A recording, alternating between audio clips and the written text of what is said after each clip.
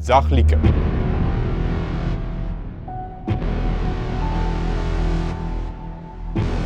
Տասփաստ Ձախլիկը ֆիլմի մասին, որ քչերը գիտեն։ Առաջին, դերը գրվել էր Էմինեմի համար։ Սկզբում սցենարիստ Կուրտ Սաթերը ֆիլմը գրել է որպես 8 մղոն ֆիլմի ոչ պաշտոնական շարունակություն։ Այն պետք է պատմեր Էմինեմի կյանքի պատմությունը։ Երկրորդ, Էմինեմի հրաժարականը։ Рэփերը դուրս եկավ նախագծից, որպեսզի կենտրոնանա իր The Marshall Mathers LP2 ալբոմի վրա, բայց նա մնաց որպես սաունդթրեքի գործադիր պրոդյուսեր եւ գրեց հայտնի ֆենոմենալ երգը։ Հետևեք ալիքին։ Երրորդ, մարմնի կտրուկ փոփոխություն։ Մինչ այս ֆիլմը Ջեյքը նկարահանվել էր Nightcrawler ֆիլմում եւ նիհարել մոտ 14 կիլոգրամ։ Ձախլիկը ֆիլմի համար նա ոչ միայն վերականգնեց իր քաշը, այլ հավաքեց 7 կիլոգրամ մաքուր մկանային զանգված ընդամենը 6 ամսում։ Դերասանը մարզվում էր օրական 6 ժամ առանց հանգստյան օրերի։ Նրա օրը սկսվում էր 1000 պրես վարժությունով եւ 1000-ով էլ վերջանում։ Չորրորդ, ոչ մի փոխարինող։ Ջեյք Ջիլենհոլը հրաժարվել է բոլոր կասկադյորներից բռնցքամարտի բոլոր տեսարանների համար։ Այն ամենը, ինչ տեսնում ենք ռինգում, նա արել է անձամբ։ 5-րդ, իրական հարվածներ։ Ֆիլմի մարտական տեսարաններում հարվածների մի մասը իրական են եղել։